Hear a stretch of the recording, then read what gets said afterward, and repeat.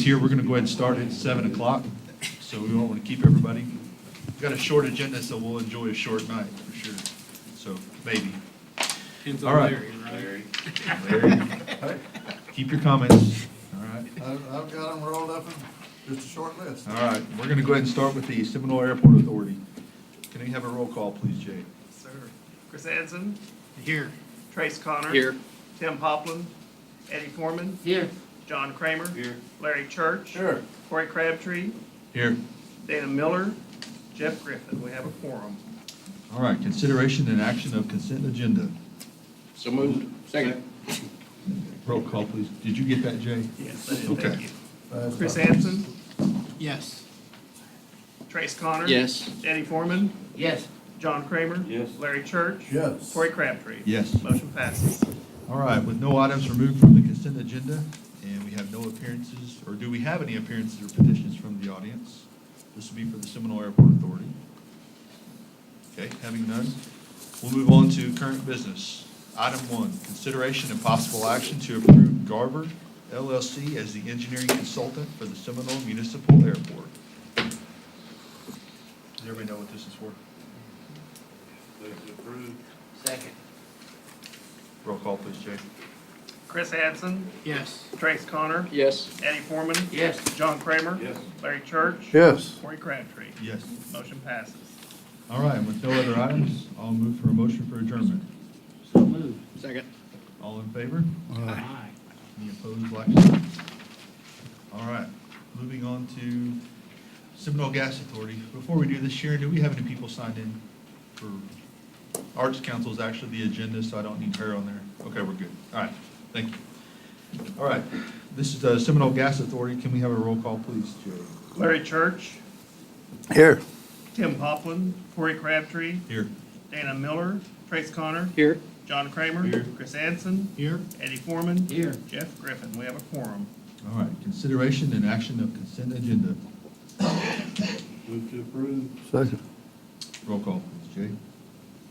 Larry Church, Yes. Corey Crabtree, Yes. Trace Connor. Yes. John Kramer. Yes. Chris Anson, Yes. Eddie Foreman. Yes. Motion passes. All right, with no items removed from the consent agenda and no petitions from the audience or appearances, I'll accept a motion for adjournment.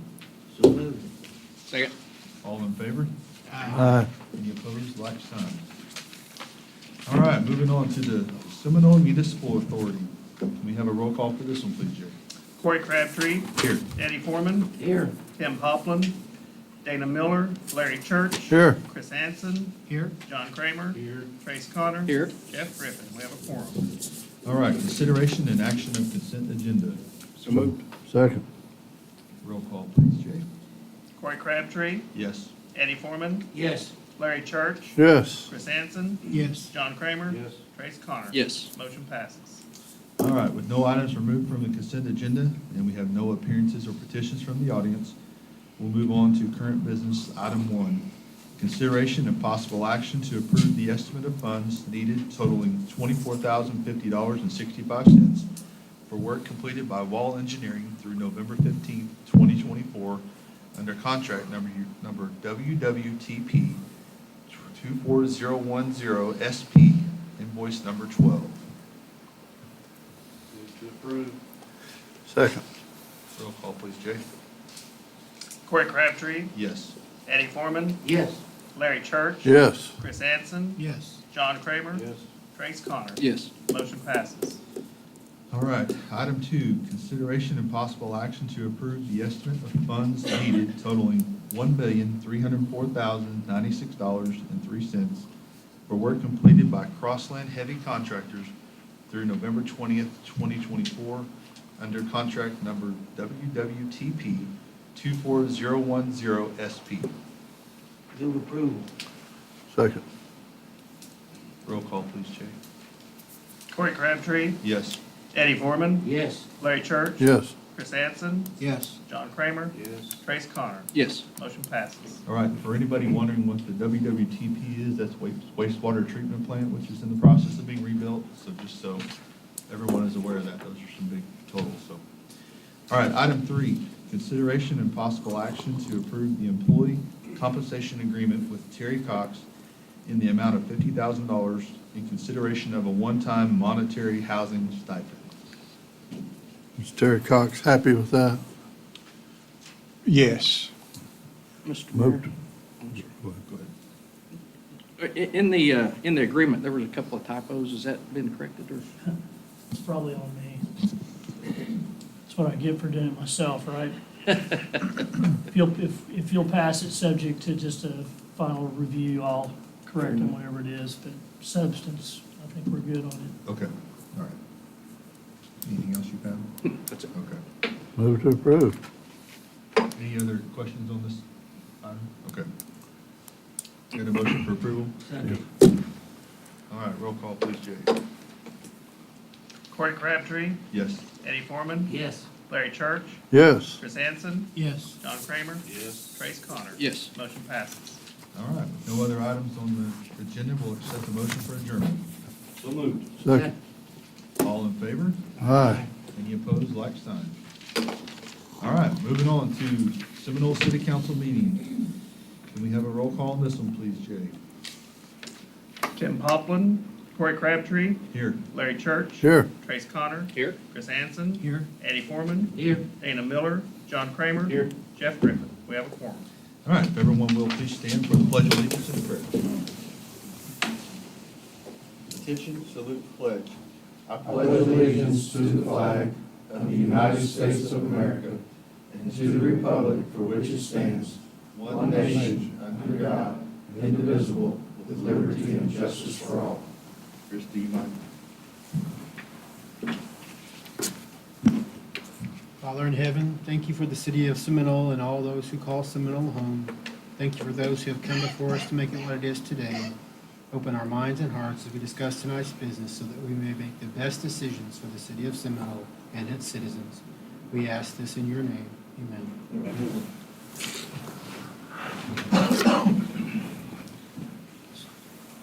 All right. Consideration and action of consent agenda. Second. Roll call, please, Jay. Corey Crabtree, Yes. Larry Church. Yes. Trace Connor. Yes. Chris Hansen. Yes. Eddie Foreman. Yes. John Kramer. Yes. Motion passes. All right. And with no items removed from the consent agenda and no appearances or petitions from the audience, we'll move on to approval and acceptances. Ordinances, item 1.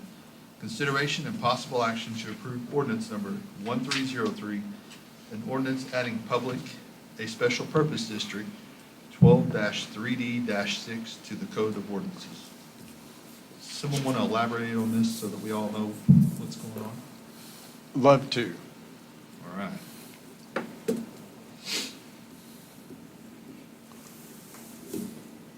The first one's the public zone, right? Yes. Okay. Special public purpose district, yeah. In our city limits, we have we have several places that are marked in red on the map that are known as public zones. Since I've been here and before, there is there's nothing in our ordinances, nothing in our rules to tell what a public zone is, what it's for, how it can be used.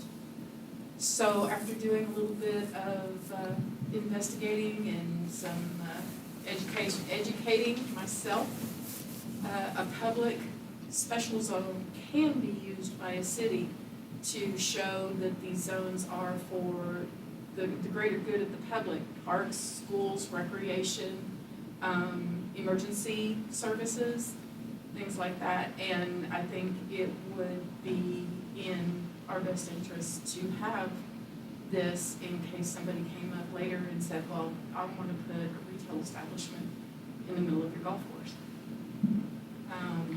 If we have the public zones, it's going to protect a lot of what we've built.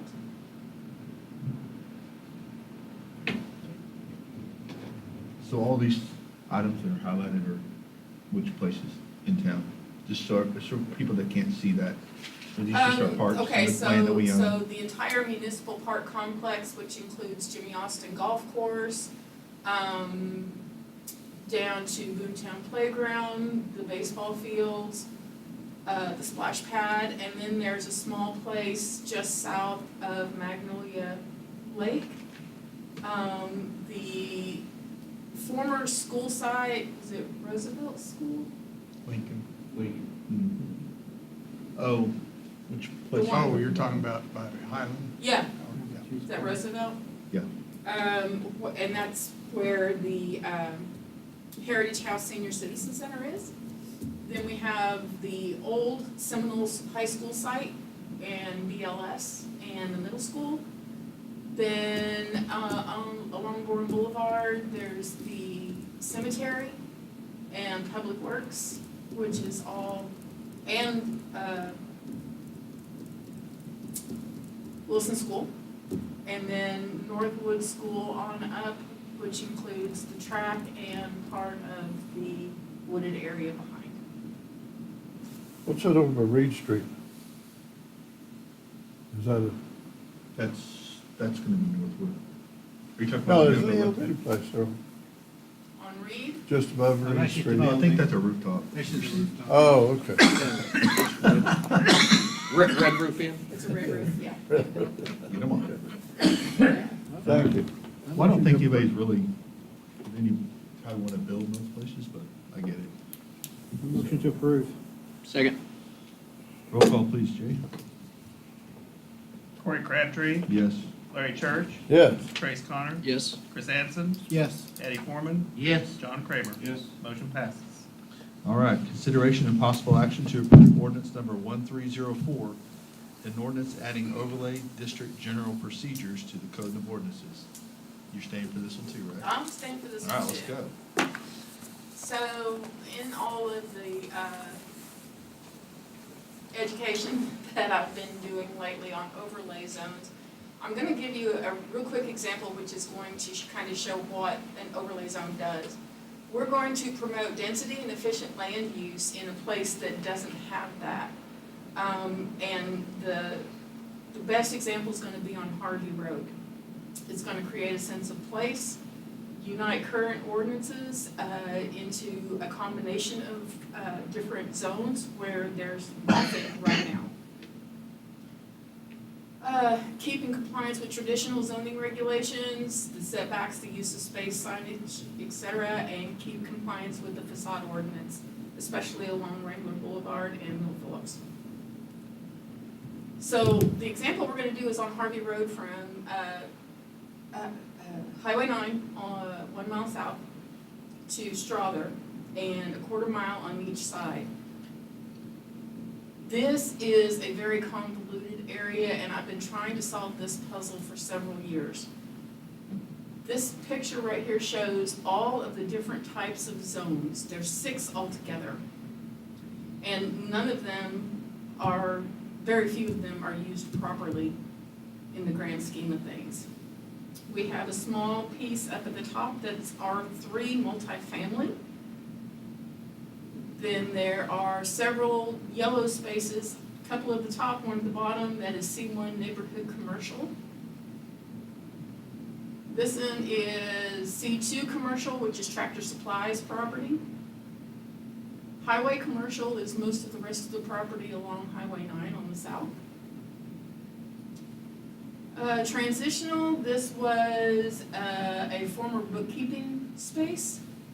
I think it's since been sold into a residence, I'm not real sure. I haven't seen a business sign out, but transitional is one of those, we don't know what it is, kind of things.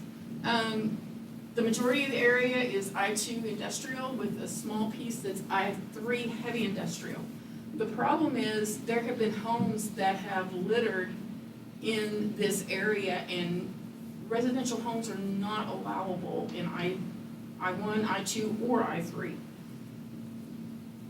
So what an overlay does is it takes all 8 of these different zones and creates a blank canvas so that we can go through and we can look at how the best uses for each parcel of property, basically.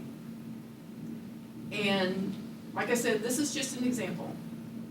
But here is one example of how I feel that it would best use this space. The highlighted where the I-3 is would remain I-3. The others would be, the non-residential areas, other than the I-3, would still be I-2. I-2 can be used as a buffer to residential areas. We've used it in the past. But there are so many different houses in these areas that having a residential overlay would allow these houses to remain. It would not affect mortgages, it would not affect insurance, it wouldn't affect anything. Right now, if a house were to burn down in an industrial zone, they can't rebuild it. We've already had somebody tear a house down wanting to rebuild, and we're trying to say, hang on, we're trying to fix this, but this is the best way we're gonna be able to do it. So if we did an overlay on Harvey Road, the industrial would still be in play, but it would include some modifications so that residential could be in certain areas.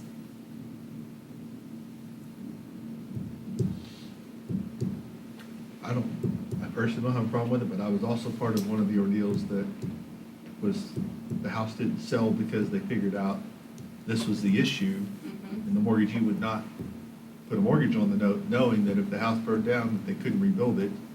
And there are some insurance companies that also make you build back on the same property, you can't move anywhere else. So there's several instances where this could help.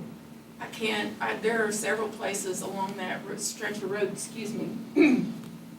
that I could not even rezone into residential because it would be spot zoning.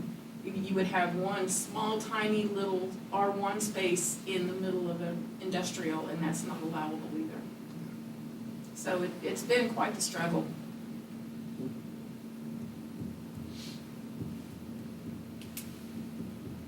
Anybody else have any questions for Sharon? Sounds like this is a way to just, could grandfather folks in. They're guys do a good Yes, sir. Solve some problems. job. Yeah. Motion approved? Second. Roll call, please, Jay. Corey Crabtree, Yes. Larry Church, Yes. Trace Connor, Yes. Chris Anson, Yes. Eddie Foreman, Yes. excuse me, John Kramer. Yes. Motion passes. All right, thank you, Sharon. Thank you. I think you're all done. All right. Moving on to current business. Item 3, consideration and possible action regarding one or more public art projects presented by the Seminole Arts Council. Jackie, if you want to go ahead and come forward. Also, I've laid on your seats the part of her presentation tonight, so if you guys want to have that to look at. Yeah, that's really, I just have the one handout, I'm here to answer any questions you guys might have about it. Last year, you guys know the process was, we got the money approved ahead of time, and then we selected the artist with the help of the city. This time, we had a pretty renowned Oklahoma artist happen to come through Seminole and ask how he could paint here. He has a pretty grand idea that I don't really have the liberty to share in detail publicly, but doing this mural specifically, I feel is going to put us on the map for a bigger project he has in play for the state. We have a really good spot for it, right on Mill Phillips, right across the street from where we just did the one we had, on the donut shop. So he came by and looked at it a couple days ago. We're looking at 50-foot wide by 15-foot tall. We already got prep and everything, but I'm asking for the full amount of funds available of $22,500. I did correct you on that one. I don't know if you got it or not, but it's I don't know, I'm asking for as much as I can. 21,000 is what's left in there, is that correct? 4,000 have been spent? Is that right, Jay? Yes, Okay. 4,000 has been spent out of the beautification Okay. part of the 21. CIP. So to make sure I understand correct too, the 4,000 that we got approved from the last January, February, whenever it was, that rolled over into this budget? Right, so, yes. It Right, took only us a four- long time to oh, spend the money. Only 4,000 has counted against this year's budget. Okay. Yeah. Gotcha. Okay. Thank you, Sharon. So, If you guys, on the handout, I have some just examples of his artwork. The one in the top right is the concept that we're looking at for our community. He just did a couple murals in Wewoka too. I'm sure you guys saw them. A big monarch butterfly. This one also features a monarch butterfly. So that might give you a little hint at the theme of the grander picture. This is just one mural, one project. Yes. Okay. Move to approve. Second. Roll call, please, Jay. Corey Crabtree, Yes. Larry Church, Yes. Trace Connor. Yes. Chris Anson, Yes. Eddie Foreman, Yes. John Kramer. Yes. Motion passes. All right, cool. We'll look forward to seeing it. All right, item 4, consideration and possible action to approve the purchase in the amount of $11,200 for a 12-month subscription to Placer.ai, a location analytics company to be funded by motel tax for tourism proceeds. I think, we had the college ask about this with tournaments, and we actually got into discussion about this on how much we actually bring to town, so. Right. So Placer AI is one of the, I guess it is the premier geodata information system. And Sean has been investigating it since we started this discussion. You'll recall during our budget work sessions that we talked quite a bit about being able to have an understanding of how many people are visiting Seminole, for what events, where are they coming from, and things like that. Placer, for example, was able to track the data. We gave them a little heads up, and they were able to track the data from the state baseball playoffs that we had out at the Seminole State Complex. And what we learned was pretty staggering. We learned that there were 47,000 visits that were made to that complex. In other words, there were 47,000 cell phones that went into that complex during the state tournament, actually that month. And then of that 47,000, 28,000 of those were different people. So several people went in twice and it counted them, but it's able to actually tell when it's a repeat customer. So we're thinking of using this for things like the 4th of July, Made in Oklahoma, things that bring people to town so that you guys can make informed decisions on what we're investing tourism dollars on. It'll also be really helpful when we find, when the entertainment center is open, we want to be able to track where those people are coming from and how often they're coming, so we can make good decisions. So I have a question, maybe this is for my geek mind, but how do you tell where they're coming from? Does it have scanners somewhere that get the license plates, the phones, I guess, yeah, that? So, how it was explained to me is they have a program, they built a backend for programs that are like 500 plus apps on your phone. So they're pulling that data, they're pulling data from Wi-Fi access points, pulling data from various different places, and they're able to aggregate that, anonymize it, so they don't know who it belongs to, and basically get us that data to use. It's pretty robust. It's really interesting. Kind of this last go around, I was in on a demo, and they kind of pulled Boomtown and the parking lot for the golf course, and we were showing people coming in from like California and repeat visitors for that. But yeah, it's Yeah. as far as grants, Sam, our grant writer, she's chomping at the bit. She said she can use it left and right for herself. So just to drill down a little bit, let's say, for example, you have Facebook or Yelp or one of the apps that they subscribe to. Placer gets information from them. Those apps track when you sleep. So when you plug your cell phone in and it's on the charger for 8 hours, your app tells the server, hey, this is where they live. This must be where they live. So to answer your question, they're able to tell where that person is from just by the habits that the cell phone has going. So they track it, you have a parade, they track all the people that are downtown. Yeah, By so that's the satellite. kind of information they can give Okay. us. Okay. One of my big questions for them was how they know it's accurate. And what they told me was they've teamed up with like Target, these big chain stores, when they were first getting going, and they were able to compare their data with what they were seeing in the store coming through. And it was within single digits of, error rate. So it's pretty accurate. So.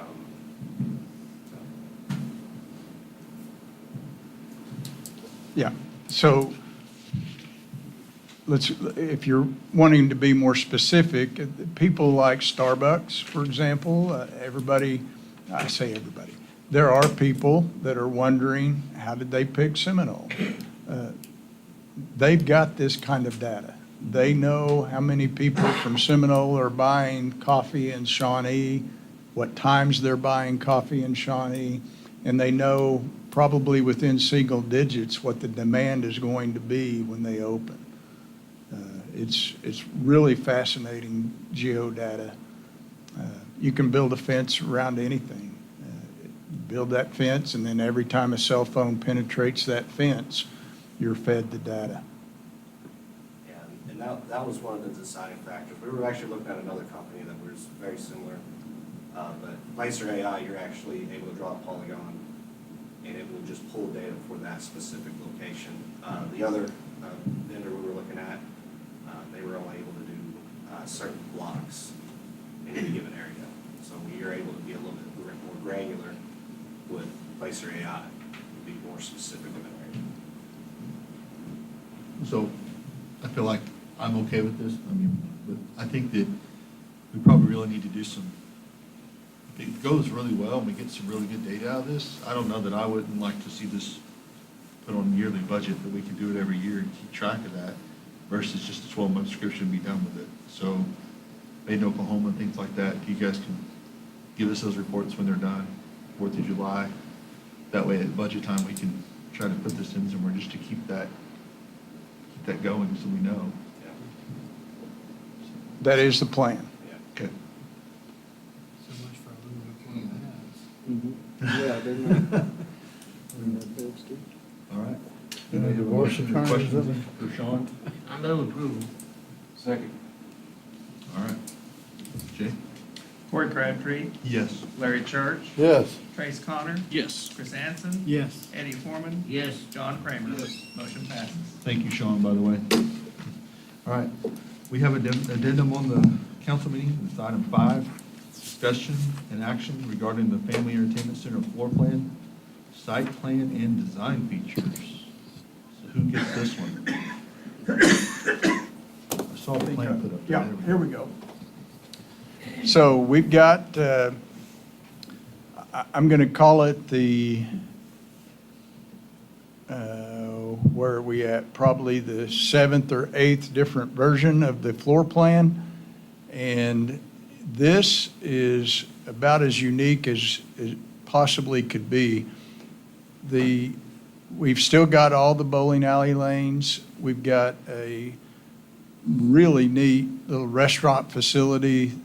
And I should start off by saying that we've teamed up with our friends from Heyday, and they used all their expertise and brought out several things that we had missed in our pre-planning. For example, busing stations to clean tables and things like that. I didn't think of that. So all of that has been built back in. As requested by the city council, we do now have party space. Sharon, am I able to highlight any of that? Can you make it bigger or no? Okay. So, just up, just a hair, right there. That is the party space. And they're asking for a blow up. Can we zoom in at all by chance?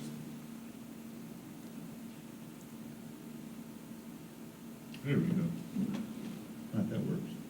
So a couple of things that you're going to notice off the bat, we are keeping the front entry.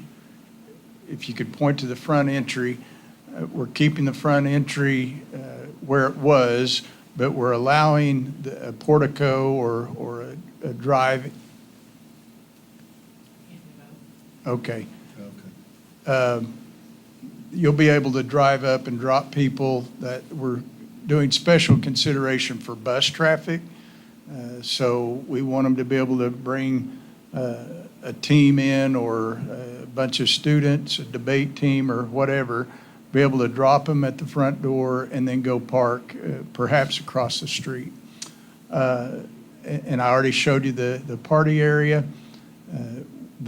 One of the more unique things that was of special concern to Heyday was the drive-through. And so you'll notice that there is a drive-through, and people will be able to order from an app and be able to come and drive through and pick up food as well. So we are super excited. There's a huge gaming area. It's going to drive a lot of the revenue for the facility. Just minimal storage and office space, but it's going to be fantastic.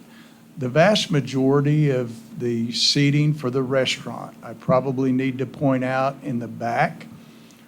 So you'll remember that one of the things that we really wanted to do was to be able to have the environment along that canyon. There's a large canyon right behind the facility, and when I say canyon, I don't remember, was it 43 feet, something like that? A 43 feet drop into the bottom of that canyon. It really lends itself to a beautiful space. And so that patio on the back is going to be the primary dining area. And the features are going to be roll-up doors, so when it's too cold to be able to have that exposure, those doors will be coming down and have a radiant heat. And when it's too hot, we'll be able to close it and be able to cool or at least have mist fans and other things out there. So really, really neat space. We're excited. And in terms of the floor plan, that's about all I can get into. There are other things in discussion with Heyday and the architect with regard to the potential for mini golf off the back. So we're still plodding along, but this looks to be, if not the final version, very close to the final version of the floor plan.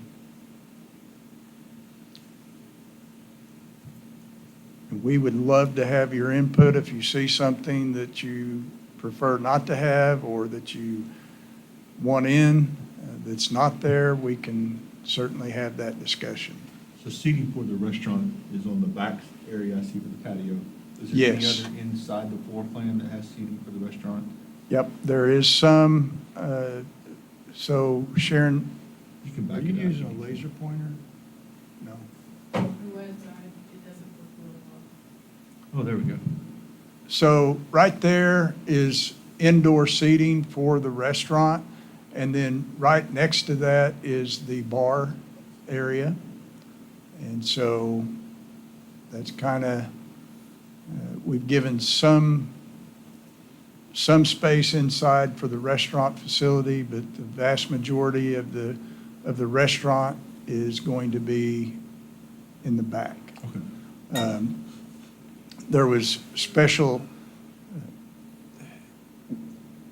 there's going to be a little bit of noise associated with the bowling alley and the games, and having indoor restaurant is probably not as conducive unless you're watching your kids. So that's why that's relatively minimal in comparison to what we have on the back porch. Good. So is there space for private parties? Is that what that? Yes. space is over there? Mhm. So the private parties are going to go right there. You can't see where Sharon's pointing. Will you point to Chris's and see if it works up there? It's very light. Is it just one room or two rooms? No, it's one room. Kind of an L shape right there.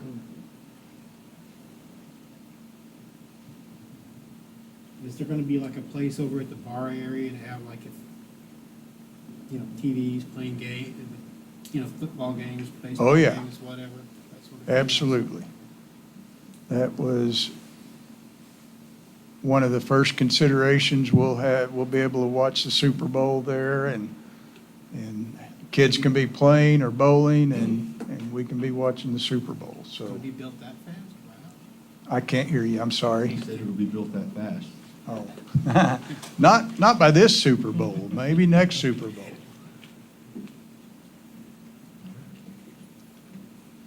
Any thoughts or considerations on it?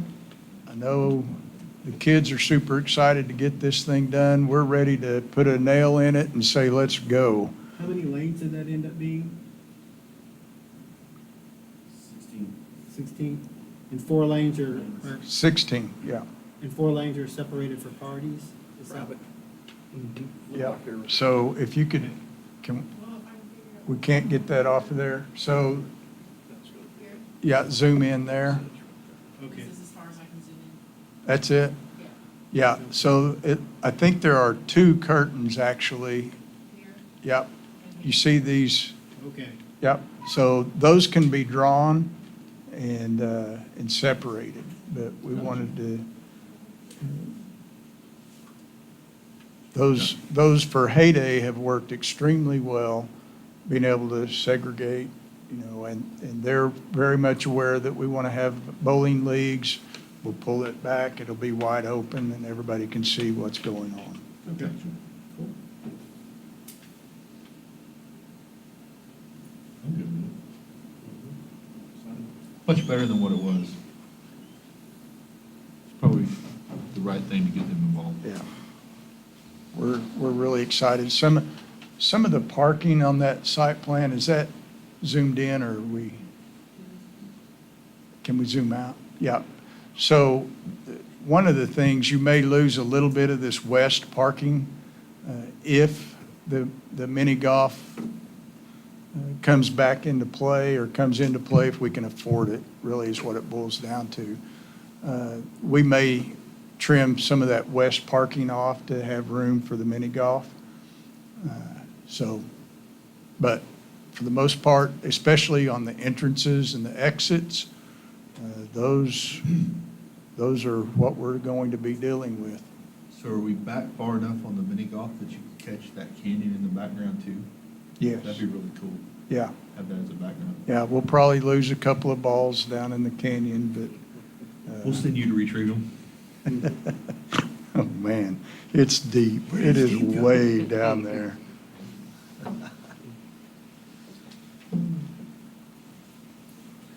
All right.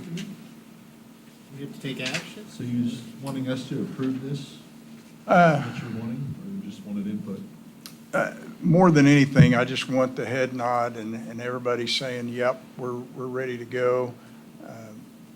Do you want an actual approval of that floor plan? do you We've got think? action on it, so. Yeah. I think we're not quite there, but I did want to give it to you before we nail it down, and see if you guys had anything else that we needed to add. So we've got action on this agenda. Do we need to table it or do anything with it at Or all? take no action. We'll put it back on there when the time's right. Pickleball seems to be a big thing nowadays. What does? Pickleball, I don't know if there's room for that anywhere. but- Yep. And frankly, that's, if you'll look behind the bowling lanes, so right in that area, that is something that Heyday wants to keep open. They are adding pickleball at some of their other facilities, and they want to be able to consider that at a later time.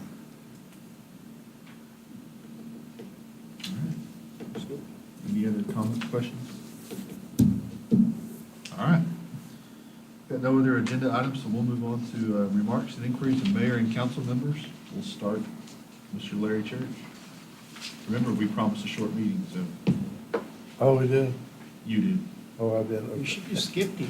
Yeah, well, I have one comment from a citizen in Ward 1, and that is to make it bigger and better and make Seminole a happy place for everyone. That's it. That's it. That's it. Going All home. right. Well, we don't have our other Ward 1 member here, so move on to John Kramer. Eddie? I don't have anything. Man, you people are little. I'll skip mine and go to Chris. Trace? You got a list. Well, I got something here. I want to give a big shout out to the Northwood sixth grade robotics team. It is one of 4 teams in Oklahoma that are headed to the first Lego League National Invitation in Florida. Wow. They competed against 30 other teams in Edmond this last Saturday at the state competition, and they advanced to nationals. That's significant. I mean, they're going to go, and I mean, these are people all over the world. It's an international competition. It'll happen in June. I can't really remember the dates, 25th through the 28th or something like that. Or 24th through the 28th, I'm sorry. And it will be fundraising here soon, so Merry Christmas, that's all I got. You sound like somebody who's married to someone who works at Northwood. Well, she is robotics. All right, I don't know where to plug myself in here. It seems I have 3 titles right now, so I don't know which one to use, but Merry Christmas to everybody before we get too far into this, but also kind of a plug for the Wellness Center, but all the people that are involved in the activity nights out there on Monday, Tuesdays, and Thursdays. If you have, tonight is Santa Claus, you're probably gonna miss a little bit of it unless you leave now, but go support those people that are doing some activities out there. That takes a lot of work, it's a lot of money. We have a really nice facility to house that at, and so if you guys get the chance, there's a Snowman Wonderland Facebook page, go ask Matt at the Wellness Center, he'll gladly tell you what's going on every night if you don't know. So, also, thank you for all the calls, everybody's called to congratulate me, even though I'm the only one that applied to run for mayor, so looks like you guys are stuck with me, I guess, for a little while. But thank you for that, I appreciate it. Any support is welcome. Any new ideas you guys have or want, please get them my way. I think everybody in town knows where to find me, so come share those, I'd appreciate it. Also, we have with us our going to be newly appointed council member for Ward 3, Mr. Scott Rossman. So glad you joined us, and I'm sure you'll be joining us from now till then, I'm sure, to kind of get a grasp on things, so we appreciate you being here. So that's basically all I have, so I'm going to move on to Steve. Okay. Hey, congratulations. Chocolate Festival was a big hit. Hopefully you made a ton of money and build more murals around town. So the parade was really well done. I appreciate everybody that spent the time getting those decorations together. It's really cool for those kids to ooh and ah as the floats come by. The sewer plant is underway, and I don't know if you got to catch the screenshot that we had up there, but it's remarkable how much dirt has been moved out there. It's just wow. If you haven't seen the big crane sitting down there, I can't believe they need that to construct it, but I guess if you're spending that much money, they can bring in whatever crane you want. So they're getting it done, and it's moving at a good pace, and we're pretty happy with that. Christmasville, I think, starts Wednesday. Yeah, tomorrow. So be sure you can go out and support those folks. That's a lot of work that goes into that. We are near completion with the demolition of the swimming pool and the fill that has been put. I'd say maybe a little over half or 3/4 has been done to fill that pool. I'll dovetail that because most of the fill is coming from the Highway 99 project, and that is going okay. It's a challenge. We've thankfully, Bryant was on the ball and maneuvered to do some of the timers on the stoplights a little bit different. For a couple of days, it was almost impassable, but that has been dealt with. The plan is that on December the 19th, they will pull off of the job and come back on January 4th, 9th So they will pull off of the job on the 19th and come back on the 9th to give those families that might be traveling time to spend with each other. And so you'll have all 4 lanes open between that time. And then on the 9th of January, we'll go back to having similar to what we have now. One thing that has come up that's troubling to me, and I guess it doesn't matter how much of a tantrum I throw, we learned last week that the intersection of Milt Phillips and Strother will not be a part of this project. Even though that was kind of our priority to begin with, they have run out of money. So if you want to make yourself heard, you've got a transportation commission for our district, and you're welcome to reach out and let them know, please put us back on for the next round. So that's where we're at on that. We had a great tour last week of the Seminole State Complex, the sport complex. Some of us had not seen the detail that had gone into that. It was fantastic.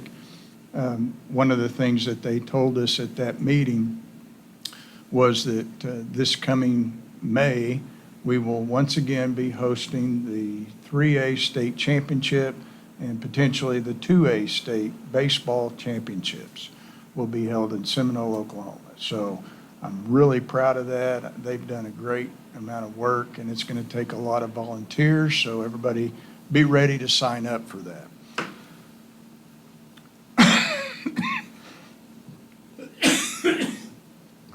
McGuire and Chase Park are complete.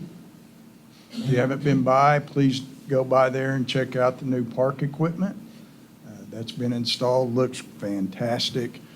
We're really excited to be able to serve them.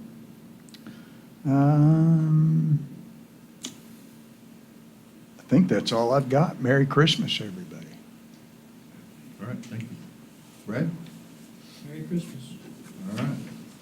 All right, no other items or comments? I'll accept the motion for adjournment. Second. All in favor? Aye. Any opposed, like sign.